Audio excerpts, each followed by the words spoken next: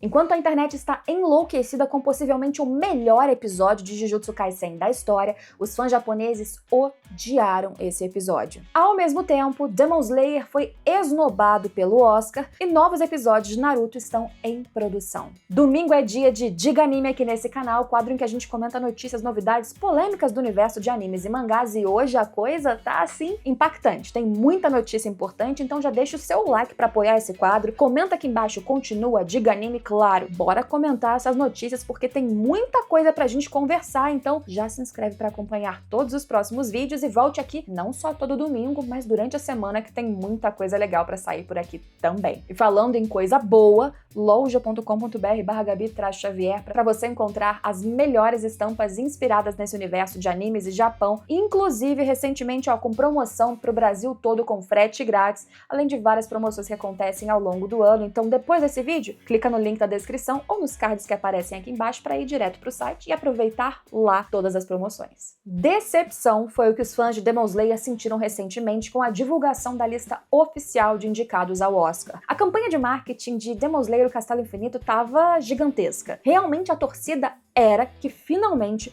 um anime mais popular e extremamente bem feito, no mínimo todo mundo concorda que em animação, fosse indicado a uma premiação mundialmente conhecida. Por mais que o Demon Slayer estivesse concorrendo a Globo de Ouro, recebesse elogios de Critics' Choice Awards, que tivesse quase 1 bilhão de bilheteria, a maior bilheteria de um anime da história em cinema, ainda assim, receber uma estatueta, um Oscar, é claro que iria muito bem para a carreira, para a divulgação de Demon Slayer e para a produção de animes no geral. Para você que queria que Demon Slayer não concorresse, que torcia contra, gente, abrir esse precedente seria muito bom, porque veja bem, dos filmes que ganharam Oscar até agora, das animações japonesas que foram premiadas até hoje, inclusive mais recentemente, O Menino e a Garça, ambas, as duas, são de Hayao Miyazaki, as duas do Estúdio Ghibli. Então você vê que a academia só reconhece um pouquinho que seja quando eles falam de um diretor extremamente consagrado, que você não consegue ignorar, de um estúdio que é amplamente conhecido, que é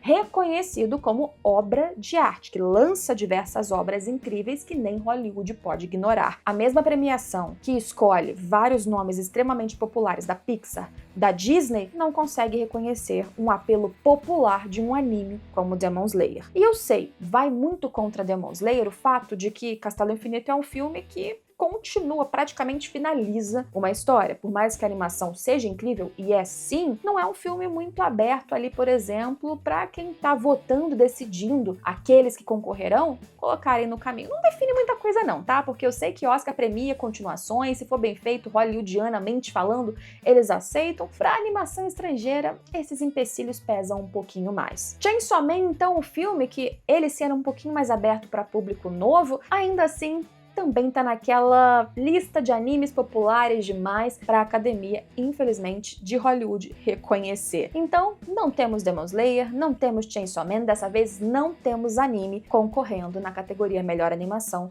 do Oscar 2026. Agora temos K-Pop Demon Hunters, o que é um feito gigantesco, inclusive para uma produção da Netflix. Algo que colocou em cinema, preencheu os critérios para concorrer à estatueta, mas é uma obra lançada em streaming. E é uma obra com história que abraça também a cultura sul-coreana, mas não é produção sul-coreana e isso faz diferença também, por mais que Coreia do Sul já esteja um pouquinho mais nas graças do Ocidente, pelo menos nos últimos anos. K-Pop Demon Hunters, pra mim, merecia a concorrência, merecia ser oficialmente um dos indicados a melhor animação. Neza 2, que eu falei aqui no canal, inclusive, também esse ano, merecia, mas não teve nenhuma vontade de preencher os critérios, sequer de fazer a inscrição do filme. Este filme chinês, pra mim, tinha inclusive mais chances de concorrer e ganhar do que o Castelo Infinito, mas não foi o caso. 12 indicados para quem tiver curiosidade. Além de K-Pop Demon Hunters, da Netflix, também estão concorrendo a melhor animação neste ano Zootopia 2, Hélio, Arco e Pequena Amélie. Entre esses, sinceramente, pelo marco, pela importância, pela qualidade, porque eu também gostei da história, vou torcer para K-Pop Demon Hunters. Eu quero saber de você. Com a ausência de Demon Slayer, aliás, você acha que Demon Slayer merecia concorrer ou não? Depois disso, sem Demon Slayer no pódio ou no páreo,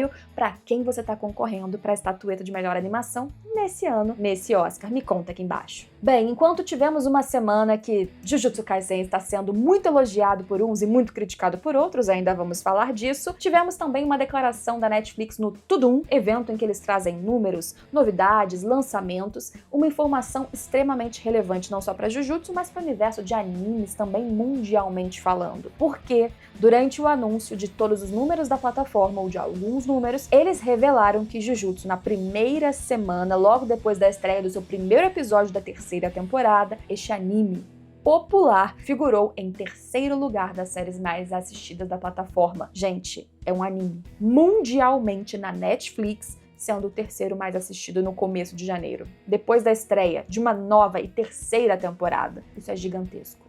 3,1 milhões de views numa semana, 2,8 milhões em outra, começando um dos melhores arcos da história dessa animação e no auge, no topo, mundialmente falando, porque Jujutsu está sendo licenciado e exibido na plataforma da Netflix em vários países, inclusive nos Estados Unidos, e você vendo esse sucesso, dá para justificar essa nova parceria que acabou de ser polemicamente anunciada entre Netflix e Estúdio Mappa, responsável pela produção de Jujutsu, Chainsaw, Attack on Titan, lidando atualmente com alguns dos maiores animes da história, e eu fiz um vídeo ontem só falando sobre essa parceria, que inclusive inclui exclusividade e o que pode ou não afetar dos animes do Mappa, incluindo Jujutsu Kaisen. Mas veja bem, Jujutsu Kaisen, na Netflix globalmente, é uma das lançamentos mais vistos. Dá pra entender por que os caras querem investir especificamente nesse estúdio e em mais animações japonesas pro futuro da própria Netflix. E falando de grandes sucessos e coisas populares, Naruto.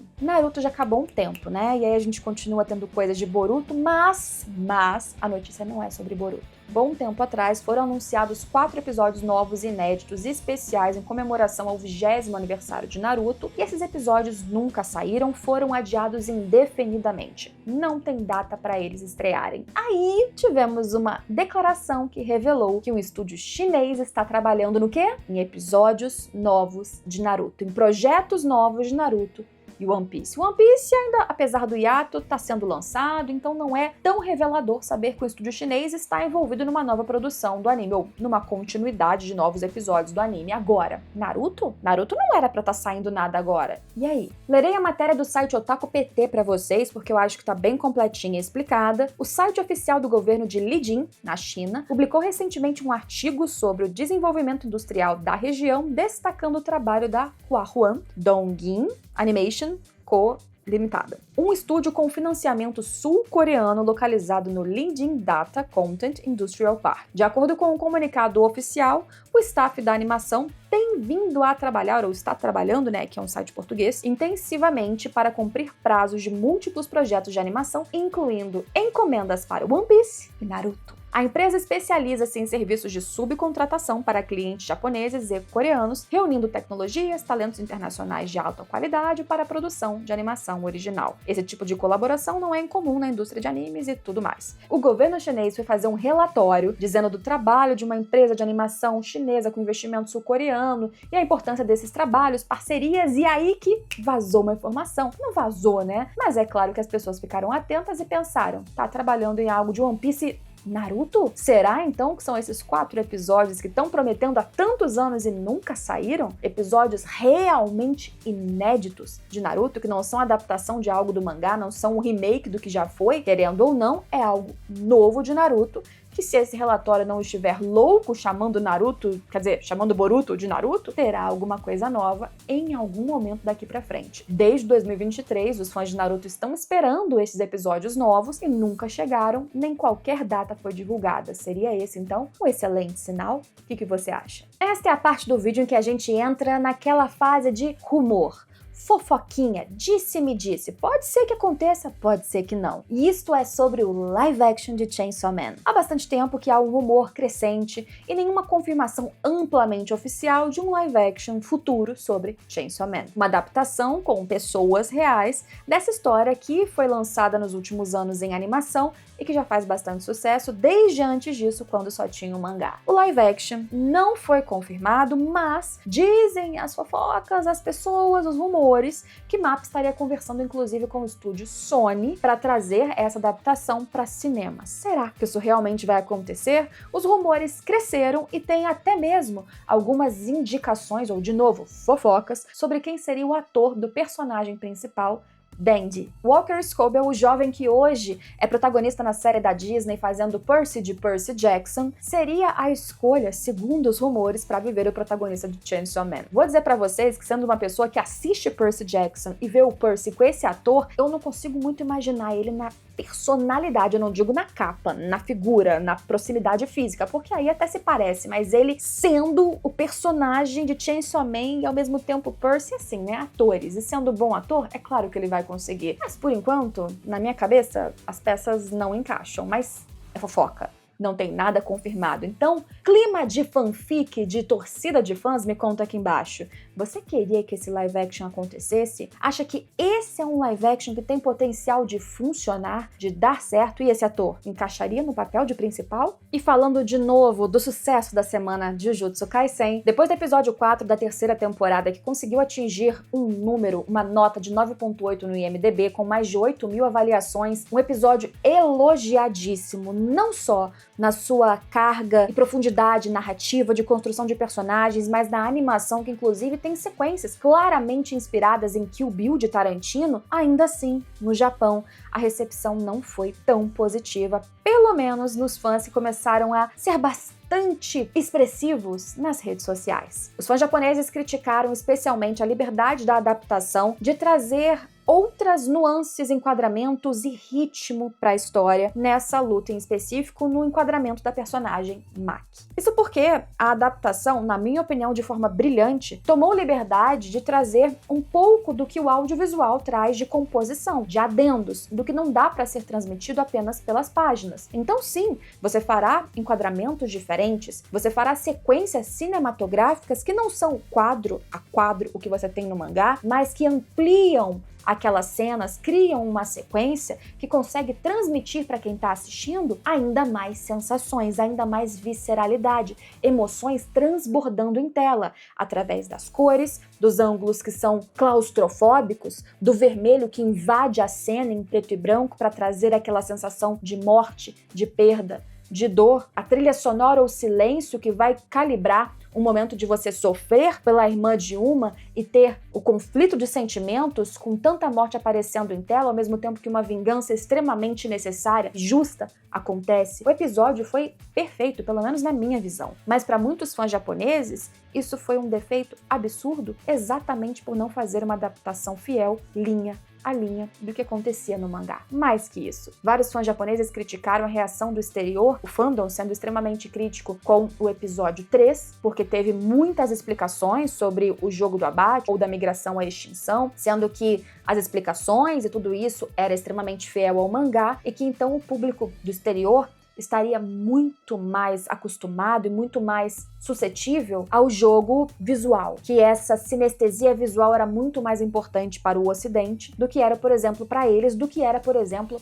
para a história, com a fidelidade que eles acreditavam que era fundamental. Agora, para mim, a história não foi infiel. Não existiu uma falta de fidelidade, existiu uma expansão da narrativa e, de novo, da percepção da história. Se você passa para um outro formato, para uma outra plataforma, você tem que aproveitar todos os recursos que aquela plataforma te dá. Então, por que não trazer uma experiência ainda mais profunda? Eu não acho que eles estão descaracterizando uma personagem e muito menos construindo abaixo do que foi nas páginas. Pelo contrário, eles aprofundaram ainda mais na visão que todo mundo que assistia a Jujutsu teve da Maki. E que bom que isso veio casado com um show visual que foi maravilhoso, brilhante e retocável. É claro que essa não é uma visão de todos os fãs japoneses. Jujutsu Kaisen, saindo ao mesmo tempo que a divulgação dos que foram indicados à premiação do Oscar, conseguiu passar o Oscar em primeiro na rede social, lá no X. Conseguiu ficar em Trending Topic 1, pra você ver o nível do sucesso que foi esse quarto episódio. Então, claro que junto de muitos elogios, viriam também ali as críticas. Chamou a atenção que isso tenha vindo majoritariamente, ou de forma que se destacasse, lá dos fãs japoneses, que inclusive tiveram alguns que chegaram a cogitar um possível futuro em que a importância do mercado para além do doméstico, ou seja, para fora do Japão, não fosse tão grande na hora de se pensar, de se adaptar um mangá em anime japonês. Para contexto, muitos fãs também reclamaram dessa visão mais estilística, artística na direção da primeira temporada de Chainsaw Man. Então, não é novidade esse tipo de reclamação sequer para obras do Mappa Studio. Eu discordo muito, discordo totalmente, mas respeito a opinião desses fãs, desde que eles não fiquem torcendo para que os animes não sejam também produzidos pra gente, né? Porque somos fãs, querendo ou não, e fãs muito crescentes em lucro, inclusive, dessas mesmas obras que eles querem, às vezes, só pra eles. Eles não, né? Uma parcela dos japoneses, né? Não vamos generalizar ninguém, porque eu também não quero ser generalizada. Mas me conta aqui embaixo, você concorda com os japoneses? A obra, o diretor, Jujutsu, o anime, teve liberdade criativa demais e destruiu a experiência como era nas páginas do mangá? Ou você acha, como eu, que foi um episódio maravilhoso? Cada vez mais que eu assisto e penso nesse episódio, eu acho que ele foi realmente o melhor de Jujutsu até agora, num quesito geral. Mas tudo bem se você discordar, e eu quero que você coloque a sua opinião, discordante ou não, aqui nos comentários. Se inscreva se você chegou até esse final para acompanhar os próximos vídeos de Diga Anime todos os domingos aqui nesse canal, se nada der errado, mas toda semana, além de vários outros comentários de Jujutsu e vários animes e mangás que saem por aqui. Me siga também nas redes sociais, @xgabixavier, para acompanhar mais conteúdos, e se quiser conteúdos de filmes, séries e jogos em breve, @sidequest_lab, tanto aqui no YouTube quanto também no Instagram. Siga lá para acompanhar tudo que a gente produz e a gente se vê em todos os próximos vídeos. Até a próxima. Tchau, tchau.